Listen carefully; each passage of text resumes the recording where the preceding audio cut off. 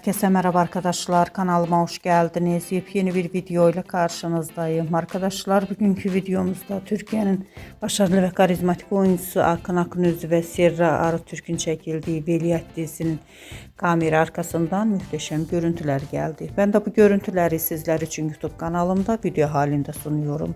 Umarım beğenirsiniz. Arkadaşlar videomu beğendiyseniz kanalımı izlemeyi ve bildirim butonuna basmayı unutmayın. Hoşça kalın.